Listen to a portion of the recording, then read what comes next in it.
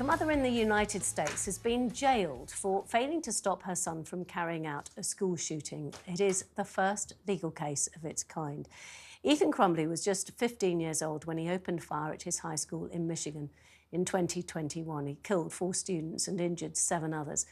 His mother, Jennifer Crumbley, who now faces a maximum of 60 years behind bars, was found guilty of 4 counts of involuntary manslaughter as the jury ruled that she was grossly negligent in failing to prevent her son's downward spiral.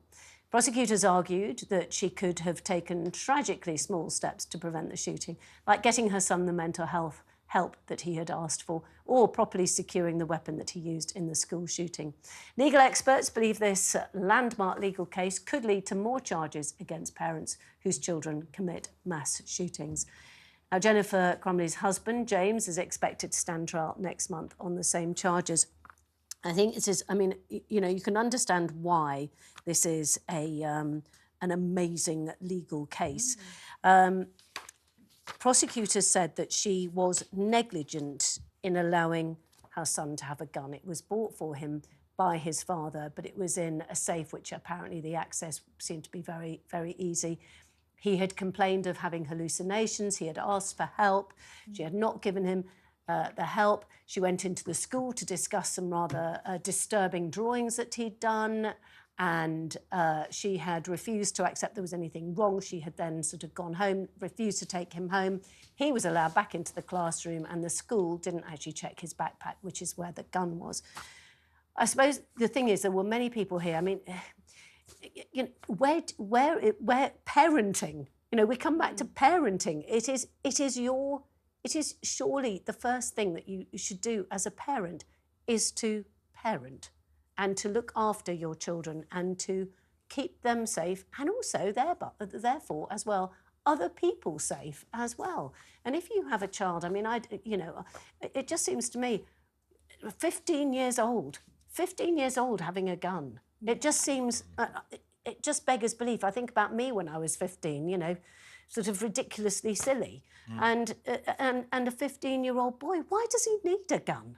Well, yeah, I think that's definitely a cultural thing, because I could never understand the Americans' love or need for guns. I mean, it's just not something that I can never get on board with. But in terms of how this sets a dangerous precedent, we're likely to see loads of parents going to prison because of something like this. Most shootings are done by men over the age of 18, between 18 and 30, white males, single in the US. So I don't think, you know, once someone is over the age of 18, parental responsibility at that stage ceases. I think the bigger issue is, and I do believe that the parents could have done a lot more, like at least listening to their son, but there's a huge lack of mental health infrastructure in the US. Most public asylums were closed during the Reagan era in the 80s. And so you have to question, you know, even if she tried to get him the mental health he needed, clearly, for these hallucinations, what infrastructure is in place? Will it have bankrupted the family? I mean, if you're diagnosed with a very, you know, serious illness in the US, you can literally have to sell your house, right? So it's not something like, you know, they have the NHS and they can just walk in and, you know, access that. There are real problems there, and I'm wondering how much that was factored into the ruling. It must have been. I mean, we haven't sat through all the testimony, but if the evidence was that this mother had agonised over how difficult it was to access mental health care, had set out all the reasons why it was impossible to do that, then that would absolutely have been entered in her defence plea. So I think we've got to assume that the American justice system is sensible enough to have taken all that into account, and that she was out and out negligent. Now, does she deserve 60 years for this? I mean, it's a typically American excessive sentence, isn't it?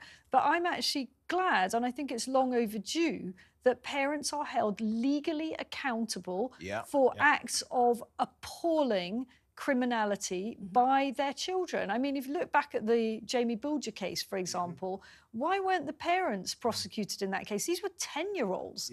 And I think it sets a good precedent that parents should worry that they will be held accountable if their children are running wild and stabbing people. But you're right also about the cultural aspect of this. This was a cry for help. It's a classic cry for help. If you look at his exam paper, he said, "I need help." He drew a gun. He drew blood. I mean, my goodness. You know, the whole thing is absolutely shocking, and actually maybe it will make people in America realise it is their problem.